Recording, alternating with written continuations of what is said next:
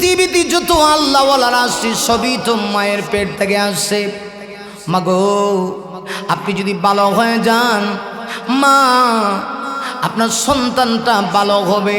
মা আপনি যদি আপনার স্বামীকে খেদমত করেন, স্বামীকে সম্মান করেন, আপনার গর্ভ থেকে যে মেয়েটা হবে এই মেয়েটাও তার স্বামীকে সম্মান করবে, ইজ্জত করবে, মর্যাদা দিবে। আপনার কাছ থেকে কিন্তু আপনার মেয়ে সেই শিক্ষা নিবে। হযরত আইয়ুব নবীর 8 জন স্ত্রী, 7 জন চলে গেল। আইয়ুব নবীর 8 জন স্ত্রীর ভিতরে একজনের নাম ছিল রহিমা। হযরত রহিমা ডাক দেয়া কয়, স্বামী গো, ওগো স্বামী, সবাই আপনাকে ছেড়ে চলে যেতে পারে গো, কিন্তু আমি আপনাকে ছেড়ে যাব না। না, আমি আপনাকে ছেড়ে যাব না। আমি শুধু আপনার সুখে ছিলাম তা না, আমি আপনার দুঃখেও থাকতে চাই। পৃথিবীর সবাই আপনাকে ছেড়ে যেতে পারে, কিন্তু আমি ছেড়ে যাব না। হযরত আইয়ুব নবী খুশিতে টপ টপ করে চোখের পানি ছেড়ে দিয়া কান্না করে, রহিমা তুমি বুঝি আমাকে এত ভালোবাসো? রহিমা তাহলে কি তুমি আমার কাছে মৃত্যু পর্যন্ত থাকবা? রহিমা কয়, আল্লাহ যদি হায়াত দেয় মরণ পর্যন্ত আমি আপনার খেদমত করব, খাইলেও আপনার কাছে, না খাইলেও আপনার কাছে। মাগো এমন মহিলা বর্তমান যুগে পাওয়া বড় দুষ্কর। লক্ষ্য করে দেখো মা, হযরত আইয়ুব নবী আবার খুশি হয়ে গেলেন। শেষ পর্যন্ত এলাকার মানুষগুলি হযরত আইয়ুব নবীকে এলাকা থেকে তাড়ায় দিল। গহীন জঙ্গলের ভিতরে হযরত আইয়ুব নবী চলে গেলেন। সামান্য কিছু খাবার ছিল। হযরত রহিমা সকাল বিকাল স্বামীর খেদমত করে এই খাবারগুলি কিছুদিন খাওয়ার পরে তাফসীরে কিতাবে লেখে আইয়ুব নবীর খাবার শেষ হয়ে গেল। রহিমা পাগল হয়ে গেলেন, স্বামীর মুখে যদি খাবারটা না দিতে পারি স্বামী কি বাঁচানো যাবে না। একজন পয়গম্বরের স্ত্রী হইয়া স্বামীর প্রতি তার কেমন দরদ, কেমন ভালোবাসা। আওয়াজ শোনো, হযরত রহিমা আমার এলাকার ভিতরে চলে গেলেন সাধারণ মানুষের মতো, সাধারণ কাজের মেয়ের মতো। হযরত রহিমা কাজ করে করে স্বামীর জন্য খাবারের ব্যবস্থা করেন। আগেকার যুগে যে সমস্ত নারীরা সুন্দরী ছিল, এদের মাথার চুল লম্বা থাকতো, সুন্দর থাকতো, এইগুলোও বিক্রি করা যাইত। হঠাৎ করে হযরত আইয়ুব নবীর চিকিৎসার জন্য কিছু টাকার প্রয়োজন। হযরত রহিমা চিন্তা করলেন, আমার স্বামী এই যে অবস্থা, স্বামীর যে অবস্থা, স্বামী তো চলতে পারে না, পুরা দেহটা পচে গেছে, এমনকি পুরা দেহ পচে গেলে দুর্গন্ধ সৃষ্টি হয়ে গেছে, চামড়া পর্যন্ত দেখা যায়, হাড্ডি পর্যন্ত দেখা যায়। কিন্তু আইয়ুব নবী 1 সেকেন্ডের জন্য আল্লাহকে ভোলে না। এমন স্ত্রী মনে মনে চিন্তা করে, আমার স্বামীকে যে কোনোভাবে বিপদ থেকে উদ্ধার করা লাগবে। হযরত রহিমা একদিন এলাকার ভিতরে গিয়া তার মাথার যে চুল ছিল, অবশিষ্ট চুলগুলি তিনি বিক্রি করে আসলেন। শয়তানের কাছে ভালো লাগে না, শয়তান ক্লিক মারতে চায়। একটু খেয়াল করে দেখুন, পয়গম্বররা কিন্তু আলিমুল গায়ব না। আল্লাহ যতটুকু জানায় পয়গম্বররা ততটুকু জানে। আবার রহিমা নিজের মাথার চুল বিক্রি করি যখন আইয়ুব নবীর দিকে আসতেছে, শয়তান এসে ডাক দেয়া কয়, আইয়ুব গো, আপনার স্ত্রী, আপনি এত পরহেজগার, এত বিপদে পড়েও আপনি এক মুহূর্তের জন্য আল্লাহকে বলেন না, কিন্তু আপনার স্ত্রী এত খারাপ, আপনি জানেননি? আপনার স্ত্রী এলাকার ভিতরে গিয়া চুরিতে ধরা পড়ছে। বিশ্বাস যদি না হয়, আপনার স্ত্রী আসার পরে তার মাথা থেকে কাপড় সরাইবেন, সরাইলেই দেখবেন আপনার স্ত্রীর মাথায় চুল নাই। হযরত আইয়ুব নবী তো আলিমুল গায়ব না। আইয়ুব নবী হযরত বিবি রহিমা যখন আসি বললেন, তুমি তোমার মাথা থেকে কাপড় সরাও। সরানোর পরে তাকায় দেখে চুল নেই। আইয়ুব নবী ডাক দেয়া কয়, তাইলে বুঝি কাজ করছো, আমার জীবন যাবে, আমি হারাম খাবো না। কে বলেছে তুমি চুরি কইরা আমার জন্য তুমি জীবিকা নির্বাহ করবা? হযরত আইয়ুব নবী যখন এই কথা বলে, বিবি রহিমা নম্রভদ্র ভাষায় জবাব দেয়া কয়, স্বামী গো, আমি এমন অন্যায় কোনো কাজ করতে পারি না। না, আমি এমন অন্যায় কোনো কাজ করতে পারি না। আপনি যা শুনেছেন মিথ্যা শুনেছেন। হযরত আইয়ুব নবী আর বুঝতে পারলেন না। আইয়ুব পয়গম্বর রাগান্বিত হয়ে বললেন, রহিমা তাহলে শোনো, আমি তোমাকে অবশ্যই 100টা বেতের আঘাত করব, আমি আঘাত করব, কারণ তুমি এই অপরাধ কেন করলা আমি সেটা বরদাস্ত করতে পারবো না। আসলে তো তিনি এই কাজ করেন নাই। দেখে গেলে এমনিতেই হযরত জিবরিল আইয়ুব নবীর কাছে এসে সব কিছু বৃত্তান্ত করে দিল। আইয়ুব নবী বুঝতে পারলেন, আসলে আমি যা বলেছি আমি না বুঝে বলেছি। কিন্তু পয়গম্বররা মুখ থেকে কোনো কথা বের করে দিলে, কসম করলে সেটা আদায় করতে হয়, আর না হয় কাফারা দিতে হবে। আল্লাহ ডাক দেয়া কয়, জিবরিল হযরত আইয়ুবকে জানায় বলে দাও, টেনশন নাই, যেহেতু বলে ফেলেছি 100টা বেত একত্রিত করে যখন তিনি আঘাত করবে স্ত্রী আঘাত পাবে না, কিন্তু কাফারাতুন দেওয়া লাগবে যদি কসম আদায় না করা হয়। হযরত আইয়ুব আলাইহিস সালাতু ওয়াস সালাম এবার তিনি অনুশোচনা করতে শুরু করলেন। দেখা গেল হযরত আইয়ুব নবীর একের পর এক পরীক্ষা চলতেছে, অবস্থা এমন হয়ে গেল শরীরের রোগ আরও যত দিন যাচ্ছে তত প্রখর আকার ধারণ করছে, জটিলতা এমনভাবে বাড়তে শুরু করছে, শেষ পর্যন্ত আইয়ুব নবীর জিহ্বার ভিতরে গিয়া পছন্দ হতে শুরু করছে। হযরত আইয়ুব নবীর যে মগরতে জিহ্বার ভিতরে পছন্দ হতে শুরু করে দিল, আইয়ুব নবী হাতটা বাড়ায় আল্লাহকে ডাক দেয়া কয়, প্রভু গো, এতদিন আমার হাতে পছন্দ করেছি, দেহে পছন্দ করেছে, কলিজা পর্যন্ত পচায় ফেলতেছে, আমি আপনার কাছে কিচ্ছু বলি নাই, কিন্তু এখন সে আমার জিহ্বাই পছন্দ হতে শুরু হয়ে গেল।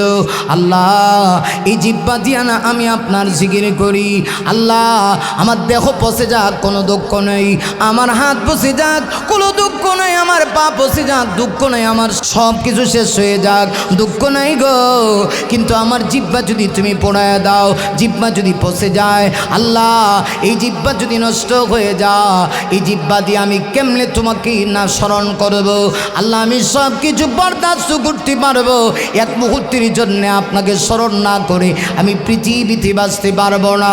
আল্লাহর কুদরতি দরিয়ায় জুস মেরে দিয়েছে, আল্লাহ রাব্বুল আলামিন হযরত জিবরিলকে পাঠিয়ে দিলেন, জিবরিল যাও আমার আইয়ুব নবীর কাছে যাও, আইয়ুব নবীর কাছে গিয়া বলো, বর্ণনা এসেছে হযরত আইয়ুব নবীকে বলা হলো, আইয়ুব পয়গম্বর সামনে একটা ঝর্ণা আছে, এই ঝর্ণায় যান, ঝর্ণার পানি আপনার গায়ে লাগান, অথবা সামনে একটা কুয়া আছে, ওই কুয়ার ভিতরে আপনি একটা ডুব দেন, কুয়া থেকে ডুব দিয়ে যখন আপনি উঠবেন দেখবেন আপনার অবস্থা আগের মতো হয়ে গেছে। হযরত আইয়ুব পয়গম্বর সেই মুহূর্তে কুয়ার ভিতরে ডুব দিলেন, ডুব দিয়ে আইয়ুব পয়গম্বর যেই মুহূর্তে কুয়া থেকে উঠলেন, ওটার সাথে সাথে আইয়ুব পয়গম্বর তাকায় দেখে আগে যেমন চেহারা সুন্দর ছিল এর চাইতেও আরো অনেক গুণ সুন্দর আইয়ুব নবীর চেহারা হয়ে গেছে। আল্লাহু আকবার, আরো জোরে বলে আল্লাহু আকবার। আমার আল্লাহ ফারেনি, কথা বলেন না কেন, ফারেনি? লক্ষ্য করে দেখুন হযরত আইয়ুব আলাইহিস সালাতু ওয়াস সালাম আগের মতো চেহারা হয়ে গেল, শুধু আগের মতো তা না, আইয়ুব নবীর চেহারা আগের চাইতে আরো সুন্দর হয়ে গেল। স্ত্রী একটু বাইরে ছিলেন, এসে যখন দেখেন চিনি তার স্বামীকে চিনতে পারে না, আইয়ুব নবী ডাক দেয়া রহিমা আমার চিনছ না, আমি তো তোমার স্বামী, তাইলে আপনার এই অবস্থা কেমনে হইল? হযরত আইয়ুব নবী ডাক দেয়া কই, স্ত্রী আল্লাহ রাব্বুল আলামিন আমাকে পরীক্ষা করেছিল, আল্লাহ অসুস্থতা দিয়া আমাকে পরীক্ষা করেছিল, আল্লাহ দেখতে চেয়েছিল অসুস্থতার মধ্যেও আমি আল্লাহকে স্মরণ করি কিনা, আল্লাহ আমাকে পরীক্ষায় উত্তীর্ণ করেছে।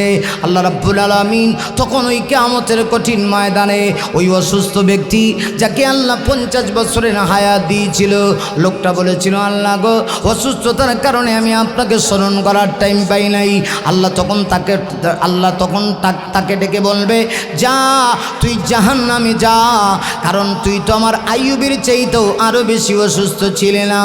না, আমি আইয়ুব নবীকে এত বেশি কঠিন রোগ দেওয়া পরীক্ষা করেছি, আইয়ুব নবী তিনি উত্তীর্ণ হয়েছে, আমাকে ভুলে নাই। তাইলে বোঝা গেল একজন প্রকৃত মুমিন যদি হয়, ইমানদার যদি হয়, শুধুমাত্র সুখী দুঃখেও আল্লাহকে স্মরণ করবে, সুখে শুধু স্মরণ করবে তা না, দুঃখেও আল্লাহকে স্মরণ করবে, শুধুমাত্র সুস্থ থাকলে আল্লাহকে স্মরণ করবে তা না, অসুস্থ অবস্থায়ও আল্লাহকে স্মরণ করবে। এইটাই হলো প্রকৃত বুদ্ধিমানের পরিচয়, ঠিক কিনা?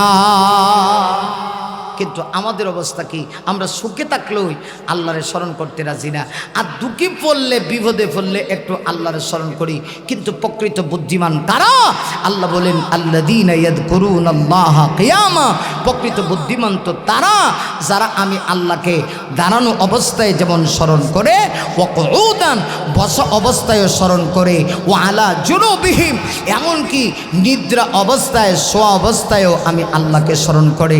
এর অর্থ হলো জীবনের সর্বক্ষেত্রে এক মুহূর্তের জন্য সে আল্লাহকে ভুলে, বলেন আল্লাহকে ভুলে না। আমরা কি আল্লাহকে ভুলতে পারি? আমার রবকে কি আমি ভুলতে পারি? আমি যদি বুদ্ধিমান হই, জীবনে শয়নে স্বপনে সর্বাবস্থায় আমি আমার রবকে স্মরণ করব। রবকে স্মরণ করা এর অর্থ হলো আমি আমার জীবনের প্রত্যেকটা ক্ষেত্রে রবের আইন মেনে চলবো। কথা কোন ঠিক কিনা? তাহলে বুদ্ধিমানের প্রথম পরিচয় আমার অর্জন হয়ে গেল। 2 নম্বর হলো আল্লাহকে নিয়ে চিন্তা করা যাবে না, আল্লাহর সৃষ্টি জগৎ নিয়ে গবেষণা করতে হবে। কথা কোন ঠিক কিনা? আল্লাহর সৃষ্টি জগৎ নিয়ে যদি কেউ গবেষণা করে তাহলে সে আল্লাহর পরিচয় লাভ করতে পারবে। আপনি আসমানের দিকে তাকাবেন, তাকায়া আল্লাহকে নিয়ে একটু গবেষণা করবেন যে আসমানটা আল্লাহ কত সুন্দর করে দাঁড়ায় রাখছে। আমরা দেশে এমন ব্যাক করলেও আছে যে এইগুলোর দিকে তাকায় সে আল্লাহরে চিনে না, সৃষ্টি জগৎ দিকে তাকায়ও অনেক সময় সে চিনে না। চমৎকার একটা কথা বলে আমি আলোচনা শেষ করতে চাই। অন্তত 4-5 বছর আগে আমি চট্টগ্রাম সাতকানিয়াতে একটা প্রোগ্রামে যখন যাচ্ছিলাম, সাতকানিয়া চট্টগ্রাম বিভাগের একটা থানার নাম হলো সাতকানিয়া। এই সাতকানিয়া যাইতে গিয়ে মাঝখানে একটা নদী পড়ে, নদী, ওই নদীতে আবার একটা টানা ব্রিজ আছে। টানা ব্রিজ দেখছেন না? কতগুলো টানা দিয়ে খাড়া করা টানা ব্রিজ আছে। তো ফ্লাইটে আমি প্রোগ্রামে গেছি, যাওয়ার পথে মাহফিল কর্তৃপক্ষ একজন ড্রাইভারকে পাঠিয়ে দিছে গাড়ি সহ আমাকে রিসিভ করে বিমানবন্দর থেকে নিয়ে যাওয়ার জন্যে। আমানত শাহ বিমানবন্দরে যখন আসলো, ওই ড্রাইভার যখন আসলো, আসার পরে আমি চেহারার দিকে ছায়া দেখি, চেহারার বাপসাপ বেশি ভালো না, কারণ এটার মুজ গিয়া মুখের ভিতরে ঢুকে গেছে না। মানে বোঝা যাইতেছে যে রাস্তা বাইর করতে গিয়ে ভূতা দিয়ে বাইর করে দিত না। কেমন জানি একটা আওলা বাউলা বুঝেন তো, আছে না এরকম কিছু আওলা জাওলা স্টাইফের আর কি, এরকম আর কি। তো আমার তো আর বুঝতে দেরি হইল না রে, এটা তো আমার সাথে মিলছে না রে, কিন্তু কর্তৃপক্ষ তো ফাটাই দিছে। আচ্ছা যাই হোক, গাড়িতে যখন উঠছি এমনিতেই আমি ওয়াজের সময়ে বক্তারা স্বাভাবিক সবাই ক্লান্ত থাকে, আমি ক্লান্ত, চোখে একটু ঘুম আছে। সামনের সিটে আমি বসি, বসার লগেই একটু পরে এই যে সাতকানিয়া ব্রিজের কাছে যখন যাই তখন এমন এক কথা কইছে, কোয়ার পরে আমি দেখি আমার জিব্বার সাথে দাঁতটা লাগিয়ে গেছে। কি কইছে কইতাম রে, কথা কন্যা দি কমো আমারে কইতেছে, হুজুর এতদিন বুঝতাম যে আল্লাহর কিছু বুদ্ধি আছে, এখন দেখি আল্লাহর যত বুদ্ধি আছে সব এই দেশের ইঞ্জিনিয়ার দিয়া আল্লাহর বুদ্ধি সব খালি হয়ে গেছে। দেখছেন কত বড় কথা কইছে গাদায়। আমি তো আশ্চর্য হয়ে গেছি, কয় কি মানে হেরে দিককেই তোমার পছন্দ হয়েছে না, আছে না এরকম? দেখেন, হ্যাঁ, বাবা কুত্তাশা ল্যাং শাহ, হ্যাঁ, দেখলেই বোঝা যায় যে নামাজ রোজার কিচ্ছু দরকার নাই, উনি ফিসাব। আমরা সিলেটও আছে, আবার ওনার মুড়িদেরা গানও গায়, পানির তলে বাতি জ্বলে বাউ বাতাসে নিবে না, আঙ্গু বাবার মুড়িদ হইলে ওযু গোসল লাগে না, টুন টুন টুন।